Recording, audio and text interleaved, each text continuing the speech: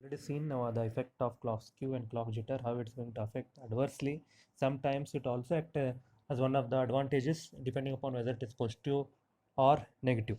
Okay, so let it be. So I think I hope all of you gone through the fundamentals of what you mean by skew, what is jitter, what are the different reasons for clock skew and jitter, what are the effects, all those things I have explained in the previous video. Now in today's class I will talk about clock distribution techniques.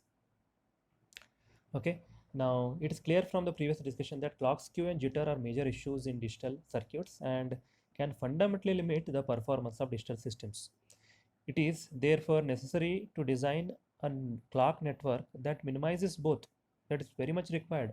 As a designer, we have to think how to reduce this clock and jitter both. While designing the clock network, a close eye should be kept on the associated power distribution also.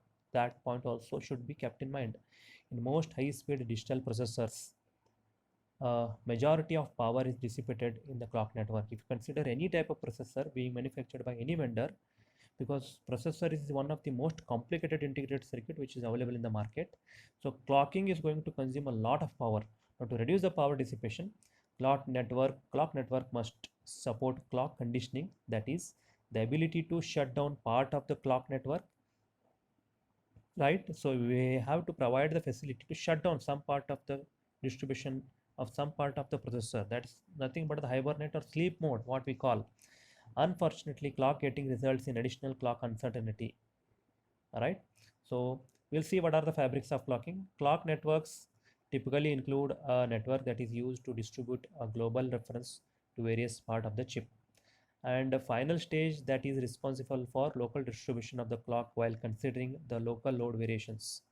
Most clock distribution schemes exploit the fact that absolute delays from a central clock source to the clocking element is irrelevant. Only the relative phase between two clocking points is important. Therefore, one common approach to distributing use a clock is to use balanced paths called as the trees. As shown in this figure, the most common type of clock distribution scheme is called as the H-tree network. It looks like a H. I hope all of you can see. Alright, so we have certain buffers and clock nets are the endpoints, which is illustrated as shown in the figure. 4 cross 4 processor array. The clock is first routed to central point on the chip. Balanced path that include both matched interconnect and buffers then distribute the reference to various leaf nodes. Ideally, if each path is perfectly balanced, the clock skew is zero. Although it might take multiple clock cycles for a signal to propagate from the central point to each leaf node, the arrival times are identical at every leaf node. However, in reality, process and the environmental variations cause clock skew and jitter to occur. The H-tree configuration is particularly useful for regular array network in which all elements are identical and clock can be distributed as a binary tree. For example, array of identical tiled processors. The concept can be generalized to a more generic setting. The more general approach referred to as matched RC trees represent a floor plan that distributes the clock signal so that the interconnections carry the clock signal to the functional subblocks are of equal length. This is the general approach, does not rely on regular physical structure. An example of this matched RC delay is shown in this figure. Okay, the chip is partitioned into 10 balanced load segments or tiles, right? This example of RC matched distribution for an IBM microprocessor. Okay, it's a courtesy from IBM that they have given this clock distribution network for study purpose. The chip is partitioned into 10 balanced load segments. You can see small 10 balanced nodes are there. You can see these dots, these are the 10 balanced nodes or tiles.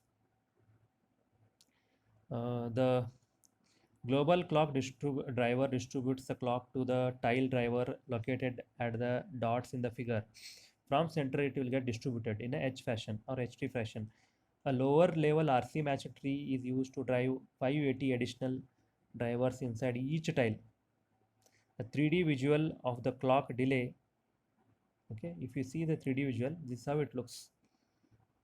The 3D visual of the clock delay in a tree network is shown in this figure you can see how it looks, the actual photograph, a 3D photograph of clock distribution network. Now whatever we have seen, it is uh, this being drawn by the designer, but this is how after laying out it looks using the tool.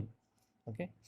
Next, alternative clock distribution approach is grid structure as shown in this figure. Grids typically are used in the final stage of clock network to distribute the clock to the clocking element loads.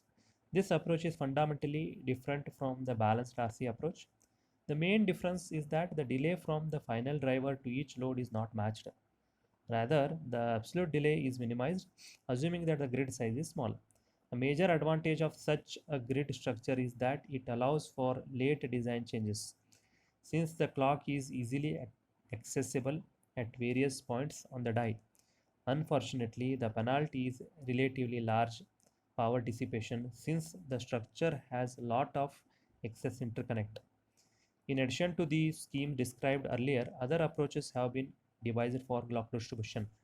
The length matched serpentine approach is just one of them that we are not studying here, but it is essential to consider the clock distribution in earlier phase of the design of complex circuits since it might influence the shape and form of the chip's floor plan. So we have to be careful while doing the floor planning. Only we have to decide the clock distribution. It is tempting for most of the designer to ignore the clock network. I have seen in real time in the early phase of the project and consider it only at the end of the design cycle because they feel that it's not important. They will leave it, and at last they will try to do the clock distribution, which is not correct when most of the chip layout is already frozen. This results in unwieldy clock networks and multiple timing constraints that hamper the performance and operation of the final circuit. With careful planning, a designer can avoid many of these problems and clock distribution becomes a manageable operation. Okay. Now after this they have given a case study. That case study I will give you as a homework. Please go through it. If you can understand this H and the distribution approach, what just now we have seen, that grid approach, if you can see, then what they have taken a clock distribution case study for digital alpha microprocessor. Alpha is a microprocessor. So how the clock distribution has done in that they have given as a case study. So I request all of you to go through this case study, try to understand it, right? So remaining part is with respect to the latch based clocking, that I will be starting with the next part of the video. Thank you.